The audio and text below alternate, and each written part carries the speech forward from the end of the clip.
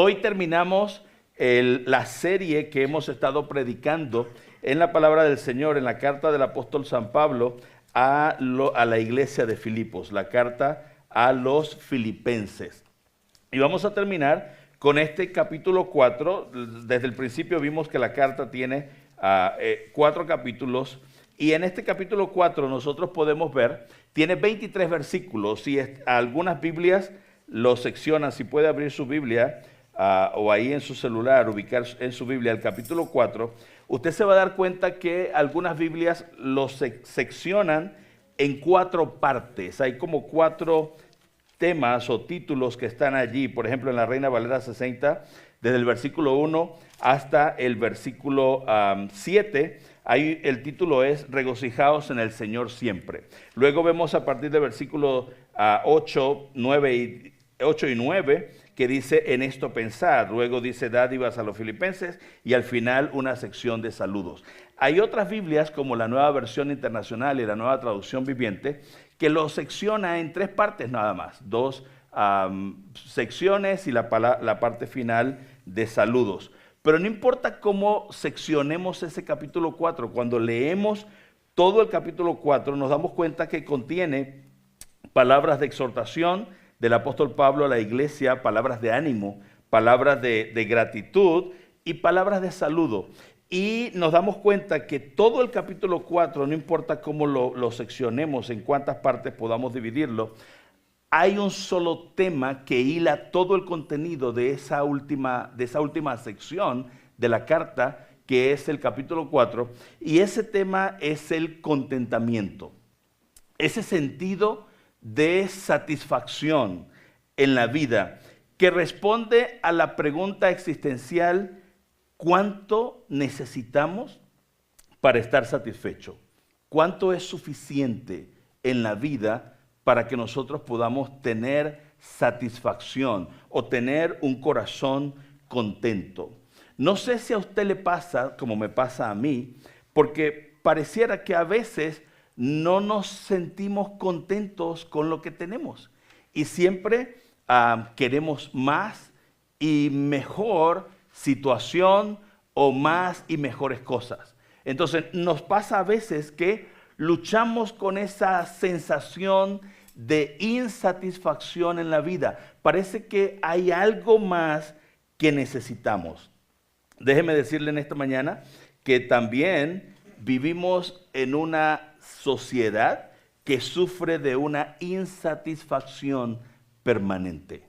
Y tal vez eso nos esté afectando a cada uno de nosotros, porque todos tenemos acceso a la tecnología, todos tenemos un televisor en casa, muchas veces inteligente, todos tenemos un aparatito de esto y estamos conectados a las redes sociales. Y si usted se da cuenta, un mal de las redes sociales es la comparación.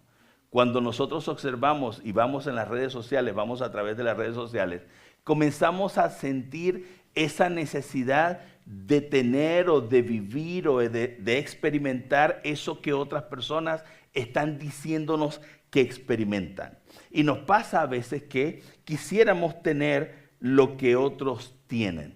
Y esto que les voy a decir parece irónico, pero la tecnología y todo el desarrollo tecnológico con el cual disfrutamos el día de hoy y que nos ha traído comodidad y que de alguna manera ha reducido el sufrimiento, también ha creado una sociedad que tiene una tendencia crónica a la insatisfacción. Miren los datos que les voy a dar en esta mañana. Y algunos de ustedes creo que vivieron en ese tiempo. Yo viví en un tiempo de pero los datos que les voy a dar son datos de 1900. No voy a pedir que levanten la mano aquellos que nacieron en la primera parte de los 1900. No tenemos a nadie aquí, ¿verdad? Seguramente que no. Muy bien, pero entre 1900 y 1915, el 95% de los hogares en el mundo no tenía electricidad. No tenía una cocina, una estufa donde cocinar. No existían cocinas en ese tiempo. Y menos existían teléfonos. Y cuando hablo de teléfonos, no hablo de estos, hablo de los teléfonos aquellos conectados a un cable que uno llamaba y le atendía a una operadora y luego lo conectaba para meterse en otra línea. Estoy hablando de esos, no existían. Pero en 1915, el 95%, tal vez un poco más, pero esas son las estadísticas calculadas, de las personas en el mundo no tenían un vehículo. Y no hablo del vehículo que tenemos nosotros el día de hoy. Hablo de aquellos que le tenían que dar vuelta enfrente. ¿Ustedes nunca vieron uno de esos? Que había que darles vuelta enfrente como si fuera un carrito de esos de cuerda. No estoy hablando de los vehículos que tenemos el día de hoy. Entre 1915 y 1920, más del 95% de la población del mundo no tenía un vehículo. Nos transportábamos con animales, con burros, con caballos, con carretas y nuestros pies, ¿verdad? Un ratito andando y el otro caminando. 1930, el 95% de las familias en el mundo, de los hogares, de las casas, no tenían un refrigerador en casa. Y no había tampoco una lavadora. No estoy hablando de las lavadoras que usted hoy con su teléfono celular las controla y le dice terminó y suena una campanita. Estoy hablando de aquellas refrigeradoras que eran así chiquititas y tenían el motor arriba. ¿Alguien los recuerda? Esas neveras, esas refrigeradoras. Tenían el motor arriba. Ustedes son de otra época, yo sé. El más viejo aquí soy yo. Pero no, y no hablo de la lavadora que tenía una cosa, un rodillo que daba vuelta y hacía chaca, chaca, chaca, chaca. Y usted escuchaba, en toda la casa se escuchaba y uno caminaba y andaba chaca, chaca, chaca, porque se escuchaba el ruido de la lavadora, ¿cierto? No eran como hoy las lavadoras. Y no estoy hablando de hace 1000 años atrás, estoy hablando del siglo pasado, ese que apenas acabamos de pasar. 1945. Más del 95% de los hogares en el mundo no tenían aire acondicionado en casa. Eso fue un lujo que luego, 1960, mucho más cerca, no había televisor a color. Casi el 98% de las familias en el mundo no tenían un televisor a color. No sé si usted lo recuerda, pero yo recuerdo cuando tuvimos nuestro primer televisor en casa. Una caja enorme, ¿sí recuerdan aquella? Miren, estos tenemos ahí planitos el día de hoy. Van a salir más planos pronto. Sí, hoy una vez prediqué un sermón y dije, va a venir el tiempo en que usted va a poder controlar el teléfono, el televisor con su voz. Y lo va a poder poner a andar con su voz. Y ya comenzamos a ver controles que usted con la voz le habla y lo controla. Más adelante usted lo va a controlar con un dispositivo y usted cambia los canales con un dispositivo que va a salir. Pero más acá, 1975, más del 90% no tenía un microondas en casa. Pero ahora algo mucho más cerca que todos tenemos que saber. Para el año 90, nosotros la mayoría estábamos en ese tiempo, no habían teléfonos celulares. No existían teléfonos celulares. Y nos preguntamos nosotros hoy, ¿cómo podía vivir la gente sin eso? ¿Cómo se podía vivir así? ¿Cómo podían vivir de esa manera sin todas estas cosas? Hermanos, hoy tenemos tanta comodidad que cuando nos privan de esa comodidad, del internet, de los teléfonos celulares, tenemos la vida generalmente en este aparatito, pero cuando sentimos que no lo tenemos, nos genera incomodidad y muchas veces nos genera molestia. Ayer estuvimos en casa y mirábamos el aparatito del internet. No tuvimos internet por varios ratos en casa. Falló. Y yo lo miraba y al ratito regresaba y lo volvía a mirar. Como que si fuera algo que necesitáramos para vivir. Y no sé si le pasa, pero cuando el salón está muy caliente, uno se siente como incómodo, ¿verdad? Porque estamos tan acostumbrados a la comodidad, al aire acondicionado, a aquellas cosas que tenemos. Y esa falta de esa comodidad, cuando nos privan de las cosas, no sé si le ha pasado, pero a nosotros nos ha pasado algunas veces que uno dice, ¿qué le pasa al teléfono? Pues estoy tratando de llamar y no funciona. Y no entran las llamadas. Llámame para ver si ¿Qué le está pasando? Como que es algo que necesito. ¿Les ha pasado o no les ha pasado? A nosotros nos pasa que ella me dice, llámame, pero llámame que no sé qué le pasa. Que te envía un mensaje y nos comenzamos a desesperar cuando no tenemos eso que para nosotros representa comodidad. ¿Cierto? Se genera en el corazón ese sentido de descontento que es tan peligroso, de insatisfacción. Hermanos, ese sentimiento de descontento es un peligro.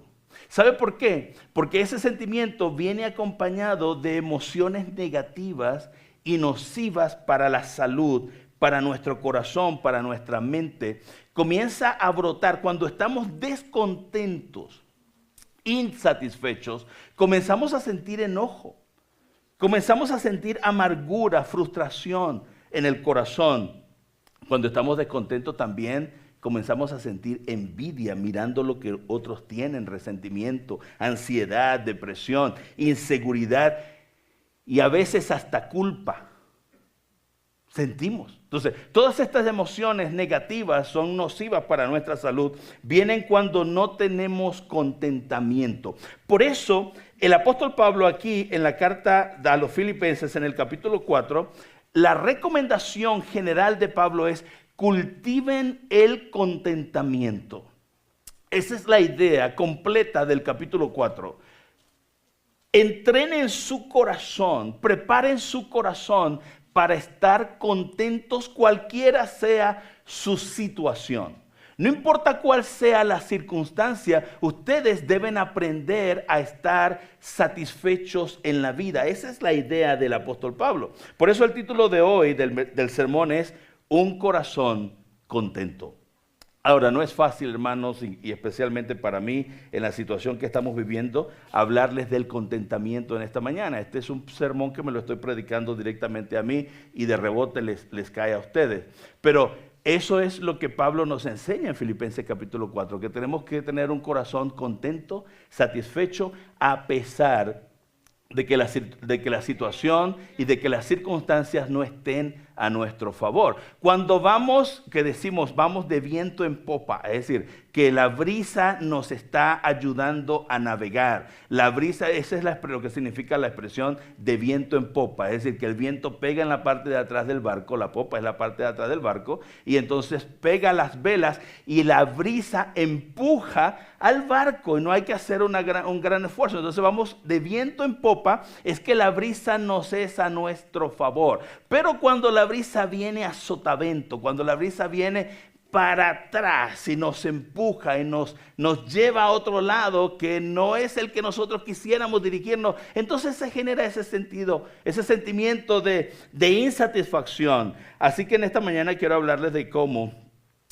descubrir, vamos a tratar de desenredar ahí en Filipenses capítulo 4, el secreto del contentamiento. Vamos a observar 4 virtudes o 4 capacidades que necesitamos desarrollar, que necesitamos construir en nuestros corazones para equipar, para habilitar, para entrenar nuestro corazón para estar contentos, no importa cuál sea la situación que estamos viviendo. Necesitamos aprender eso. Esta lección es tan importante en la vida que estas 4 lecciones usted tiene que escribirla ya en el refrigerador. Haga una hojita o pone el bosquejo del sermón en esta mañana y lo pone ahí en el refrigerador.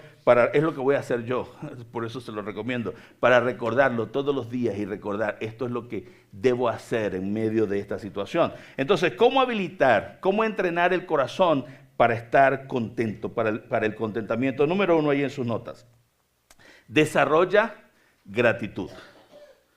Desarrolla gratitud. La primera clave para desarrollar un corazón satisfecho, un corazón contento, es estar agradecidos por lo que se tiene.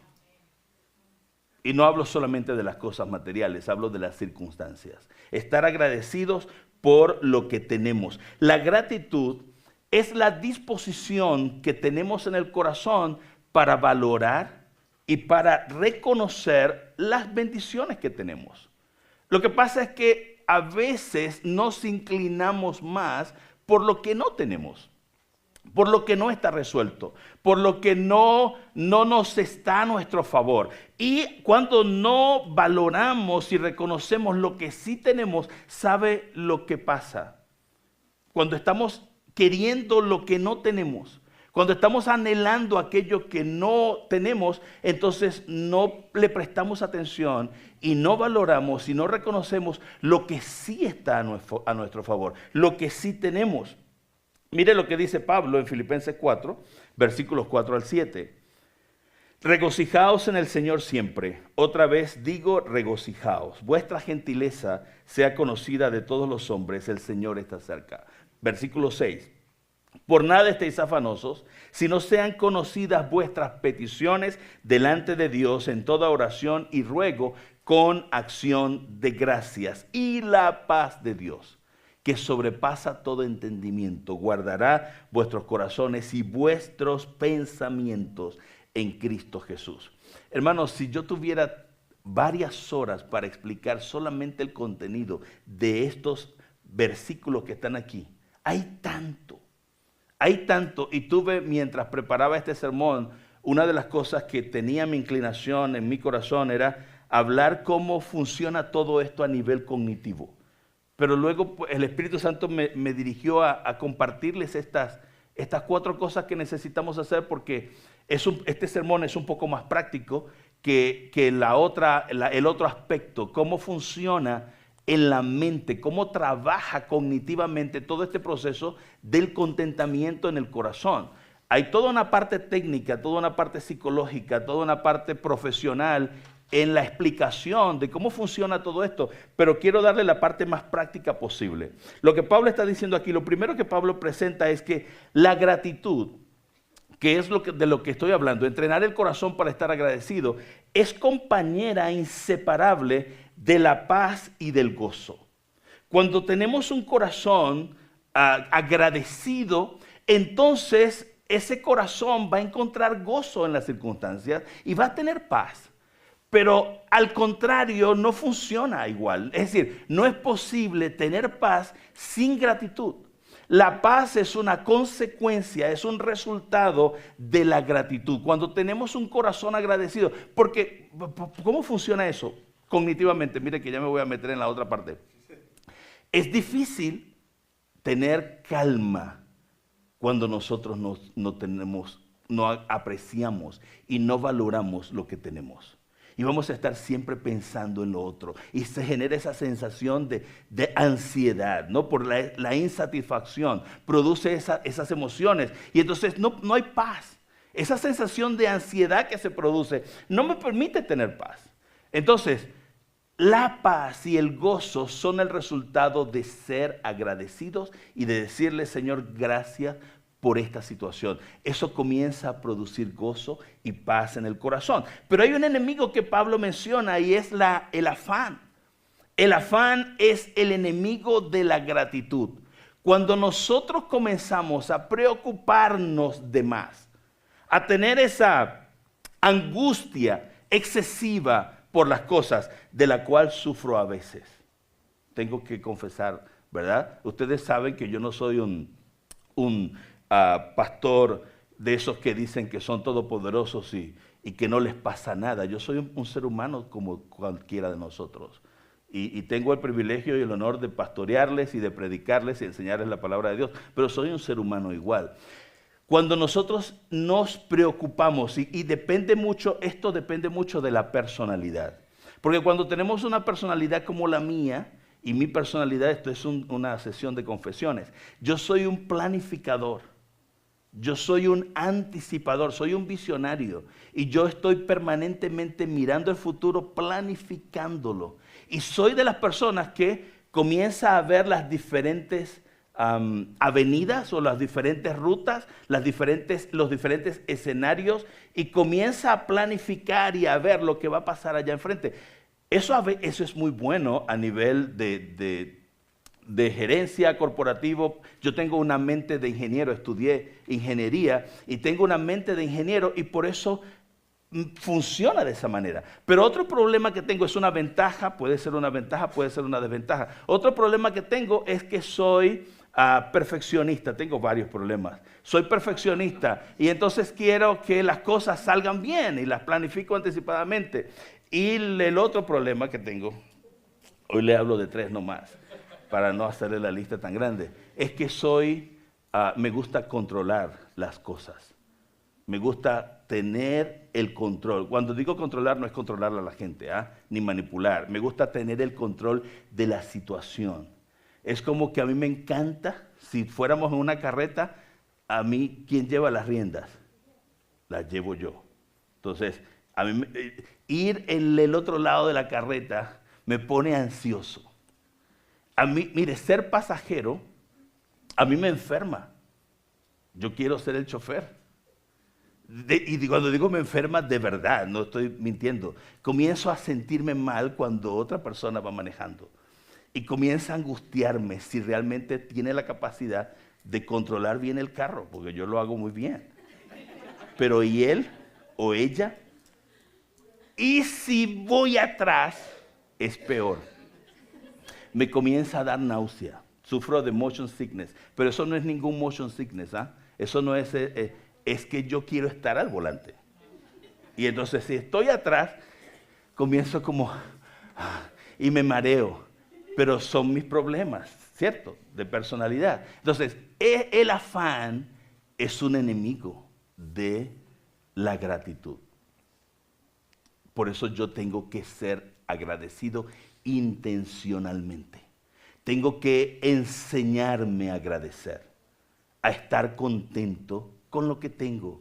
Si voy de pasajero, aprender a estar contento ahí, a pesar de que no tenga el volante en mis manos, a pesar de que no tenga las riendas en mis manos. Entonces, es un enemigo, dice Pablo. Lo segundo que Pablo dice es que Pablo dice, estoy agradecido por la ayuda que ustedes me han brindado. Mire lo que dice Filipenses 4:10. Pablo dice, en gran manera me gocé. Filipenses 4:10.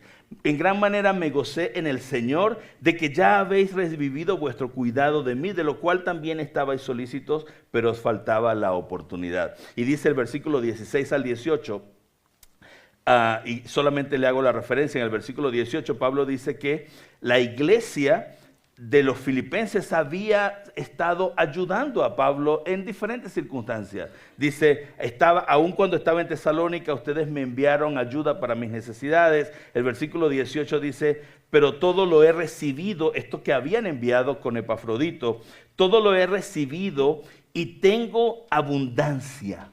Estoy lleno, dice Pablo. Quiero leer otra vez eso, aunque sé que no tengo tiempo, me queda poco tiempo. Versículo 18. Pero todo lo he recibido y tengo abundancia. Estoy lleno. Y cuando nosotros leemos esto, uno tiene que pensar, bueno, ¿le enviaron un contenedor de cosas, un barco? No, es que con lo que le enviaron, con la ayuda que la iglesia de Filipos envió con Epafrodito, porque Epafrodito no fue navegando con un barco lleno de cosas. No fue que fue a la aduana y sacó el contenedor que llegó para todo lo que Pablo necesitaba. No, seguramente fue en una carreta o con un burro y alborjó el burro, ¿cómo se dice cuando no sé, ustedes no son gente de pueblo, ¿verdad? Hay una palabra que se dice, pero bueno, lo cargó el burro con las provisiones y se fue hasta allá. No era la gran cosa seguramente, pero Pablo dice, tengo abundancia, estoy lleno. Pablo dice, estoy contento, estoy feliz con lo que tengo, estoy satisfecho. Mi corazón está lleno. Y mire cómo termina la frase, dice, habiendo recibido de Epafrodito lo que enviasteis, olor fragante, sacrificio acepto, agradable a Dios. Es decir, valoro lo que ustedes me dieron. Mire cómo lo describe. Pablo describe lo que ustedes enviaron, lo que la iglesia de Filipos había enviado, como una ofrenda de olor fragante, como un sacrificio acepto, agradable a Dios. Es decir, que cuando Pablo vio lo que le dieron, lo que le enviaron, se contentó con eso y estaba feliz por lo que había recibido, porque un corazón agradecido es un corazón que tiene contentamiento. Número 2, rápidamente. no solamente desarrolle esa capacidad de estar contento, a estar agradecido por lo que tiene, sino que también desarrolle resiliencia. La segunda clave para desarrollar un corazón satisfecho, un corazón contento, es hacerse fuerte en la adversidad. Y eso es lo que es resiliencia. Resiliencia es la capacidad de asumir con flexibilidad, con adaptabilidad, las circunstancias difíciles, la adversidad. Sobreponerse a la adversidad. Eso es lo que es resiliencia. Algunos otros hablan de adaptabilidad, es decir, no se trata de ignorar la dificultad, de ignorar el dolor, de ignorar las situaciones negativas, sino aceptarlas positivamente, o más bien adaptarse positivamente a esa circunstancia. Eso es lo que es resiliencia. Es decir, que la resiliencia es la capacidad de entrar en la dificultad, ajustarse en medio de la dificultad y crecer dentro de la tormenta. Eso es lo que es resiliencia. Es decir, viene la dificultad, yo no la niego, no me hago que no está pasando. A veces eso es ahí voy otra vez a la parte cognitiva, es un problema que a veces buscamos un escape, ¿no? Y como que no está ocurriendo, esto no está pasando, como evadir la realidad y la situación. Cuando nosotros tratamos de evadir la dificultad emocionalmente, nos estamos debilitando. No crecemos, porque tratamos de bordear el problema, aunque está allí, ¿no? El problema está en casa, está la situación, nosotros lo evadimos, tratamos de no enfrentarlo. Cuando nosotros nos enfrentamos al problema, enfrentamos la necesidad, la dificultad, el dolor, y dentro de esa dificultad nos adaptamos personalmente, emocionalmente nos adaptamos, entonces allí crecemos y nos hacemos fuertes. Pero cuando queremos que pase, que no me toque, ¿no? Como que tratamos de esquivarla, entonces nos estamos debilitando emocionalmente. ¿Qué va a ocurrir cuando venga la próxima? Voy a hacer lo mismo. Y cuando venga la próxima, no la voy a esquivar, voy a correr en pánico. Pero cuando nosotros nos enfrentamos a la adversidad, y aunque nos duele, y aunque sabemos que es difícil, dentro de la adversidad hacemos los ajustes necesarios, entonces allí crecemos. Por eso el apóstol Pablo dice, versículo 11 y 12, no lo digo porque tenga escasez de las cosas que le habían enviado, pues he aprendido, dice Pablo, a contentarme cualquiera que sea mi situación. He aprendido, es decir, que el contentamiento, según Pablo, es algo que se aprende en la resiliencia. La clave para aprender el contentamiento es la capacidad de meternos en la situación, de hacerle frente, de ponernos al frente y crecer en medio de ella. Y salir mejor en medio de esa situación. Cuando la esquivamos, entonces estamos perdiendo, nos estamos debilitando. Otra vez lo digo, porque eso es importante. Cuando venga la siguiente vamos a tratar de evitarla también, pero la próxima vamos a huir en pánico. Vamos a quedar, nos va a golpear de tal manera que no nos vamos a poder levantar. Entonces no le tenga miedo a la adversidad, atraviésela. Pablo dice, he aprendido. La resiliencia es la clave para aprender a estar contento. He aprendido a contentarme en todo y por todo, dice Pablo, estoy enseñado. Es decir, que el contentamiento no es espontáneo ni surge repentinamente cuando nos estamos tomando un cafecito en la mañana y de repente sentimos, oh, estoy contento, estoy satisfecho. No, poco a poco, sobre todo en la dificultad, aprendemos a estar contentos. Esto, dice Pablo, ha sido un proceso de crecimiento, un proceso de madurez. No es algo que ocurre espontáneamente, pero ocurre cuando nosotros atravesamos la tormenta, cuando estamos dispuestos a atravesar el fuego. Entonces ahí crecemos y nos hacemos resilientes. Entonces un corazón resiliente es un corazón que aprende, un corazón que crece, que madura y tiene mucha más probabilidad de tener contentamiento en la vida. Número 3. Desarrolle aceptación. No solamente gratitud y resiliencia. Tenemos que preparar, habilitar, entrenar a nuestro corazón para desarrollar esa capacidad de asumir voluntariamente, de tolerar y reconocer la situación sin cambiarla, sin evitarla ni negarla. Es la tercera clave, asumir positivamente la realidad tal y como es. Eso es aceptación. Asumir la situación tal y como es. Eso no es resignación. La resignación es algo diferente. La aceptación es proactiva. La aceptación crece en la adversidad. La resignación, el que se resigna se echa a morir. El que se resigna baja los brazos. El que se resigna no sigue caminando. El que se resigna pierde las fuerzas y queda destruido o aplanado en medio de la situación adversa. Pero la aceptación es un proceso positivo que nos ayuda a que entendemos que es la realidad. Decimos, esto es lo que está pasando, lo aceptamos, lo definimos, lo dimensionamos y sabemos, estamos conscientes. Hay personas que tienen dificultad para esto. Psicológicamente se pierden, se van fuera del problema y se meten en otro mundo, comienzan a fantasear y a meterse en la cabeza como que están viviendo otra realidad. Pero necesitamos aprender a aceptar la realidad tal y como es. Pablo dice otra vez, versículo 12 de Filipenses 4, sé vivir humildemente y sé tener abundancia. En todo y por todo estoy enseñado, así como para tener mucho, estar saciado, como para tener hambre. Esto que Pablo está diciendo no es algo sencillo. Uno lo lee ahorita bien vestido y con ganas de ir a un restaurante a comer, porque uno dice, bueno, yo voy a comer ahorita tranquilo. Pero Pablo dice, sé que es pasar necesidad. Sé que es no tener que comer. Ahora, recuerda que Pablo no está en una condición muy favorable. Pablo es preso. Pablo es un prisionero y no sabe si mañana va a seguir viviendo. Pablo no tiene un restaurante al cual ir ahora más tarde a comer. Es decir, Pablo está en una celda, no sabe cuándo le van a traer comida. No sabe cuándo va a ser su próxima cena, si esta noche va a cenar, o tal vez mañana, o tal vez la próxima semana. Pablo no tiene el control de la situación.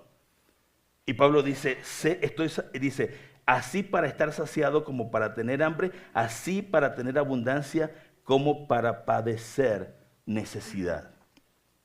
Pablo dice, sé navegar tanto el mar apacible y en calma, cuando he tenido mucho, cuando las cosas van bien, cuando el viento va a nuestro favor, cuando todo está tranquilo, pero también sé enfrentar la vida cuando la vida se pone difícil. Porque la vida no siempre es un lugar tranquilo. La vida tiene sus momentos altos y sus momentos bajos, momentos duros. Y Pablo dice, he aprendido a esos momentos altos estar contento, pero también los momentos difíciles.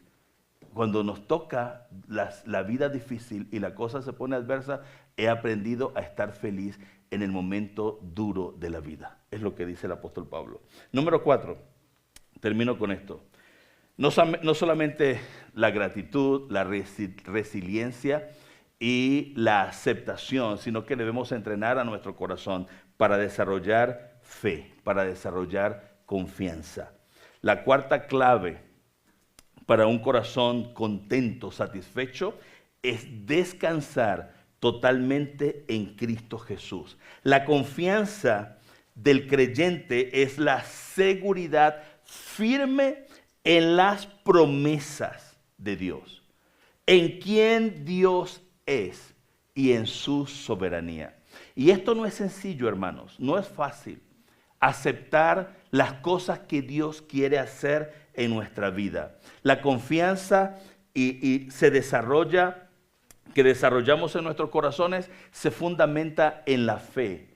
no en las circunstancias, en saber que Dios tiene el control, en saber que Él es soberano. Y a pesar de que no entendamos y no tengamos respuestas a todas las preguntas que surgen cuando la vida se nos pone difícil, entender que Dios es soberano y que Él sabe qué es mejor para nuestras vidas. Y no solamente sabe qué es mejor para nuestras vidas, sino cuáles son sus planes para nosotros, qué es lo que Él quiere hacer. Y a veces sus planes son diferentes a los nuestros. A veces son muy diferentes a los nuestros, diferentes a lo que anhelamos, a lo que nosotros deseamos, pero necesitamos aprender, necesitamos nosotros mismos como familias aprender a confiar en la soberanía de Dios, en sus promesas, en depender del Señor y entender que Él tiene el control de nuestra vida. La confianza tampoco es pasiva, la confianza es activa. La Biblia dice que la fe sin obras es muerta. Entonces la confianza nos permite seguir caminando y seguir creciendo. Pablo dice en Filipenses 4:13, todo lo puedo en Cristo que me fortalece. Todo lo puedo en Cristo que me fortalece. La fortaleza de mi vida para enfrentar la adversidad, para pasar por el fuego, para navegar las turbulencias de la vida, está en Cristo. Cristo, dice Pablo, es la fuente de mi fuerza emocional. Cristo es la fuente de mi fuerza espiritual. Cristo es la fuerza que llena mi corazón para yo seguir adelante. Él es mi fuerza. Mi fuerza no es que la realidad me favorezca. Mi fuerza no está en que la economía y las finanzas estén a mi favor. Mi fuerza no está en que las circunstancias sean como yo quiero que sean y sean todas positivas. Mi fuerza está en Cristo. Cristo es mi provisión, Cristo es mi roca firme y Él es mi esperanza. Eso es lo que Pablo está diciendo. Otra vez, Pablo no está tomándose un cafecito en el porche de su casa. Pablo está en una prisión y no sabe si mañana seguirá vivo o no. Él está consciente de que puede morir. Pablo dice, mi roca firme, mi esperanza, mi confianza está puesta en Cristo Jesús. Mire lo que dice el versículo 19. Cómo alienta a los hermanos en la iglesia de los filipenses. Dice, mi Dios, pues, suplirá todo lo que os falta conforme a sus riquezas en gloria en Cristo Jesús. Mi Dios, Pablo está diciendo, mi Dios se hará cargo de tus necesidades. Mi Dios se hará cargo de tus circunstancias. Mi Dios se hará cargo de tu situación. Él tiene el control. Y otra vez, para una persona como yo, que quiere tener el volante, quiere tener las riendas, no es fácil entender que Cristo es la fuente de mi seguridad, de mis fortalezas. Pablo comienza el capítulo 4 con Cristo y lo termina con Cristo. Número 1, el versículo 1 de Filipenses capítulo 4 dice así, así que hermanos míos amados y deseados, gozo y corona mía, estad así firmes en el Señor. Estén firmes en Cristo.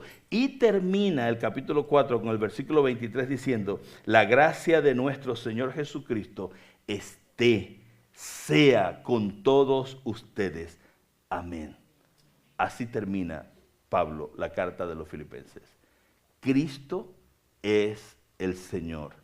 Él es nuestro consolador, nuestro proveedor. Él es soberano. Y toda la situación que ocurre en nuestra vida, dice Pablo, Dios no está ajeno a ellas. Las circunstancias que nos rodean, no importa cuán difícil sea, Él está consciente y Él nos va a ayudar en todo eso. ¿Qué promesa? Filipenses 4:19 otra vez. Mi Dios pues suplirá. Mi Dios se va a hacer cargo. Vivir con ese pensamiento, yo creo que debo escribir ese texto bíblico y ponerlo en mi refrigerador también. Mi Dios se hará cargo. Mi Dios suplirá. Mi Dios tomará el control.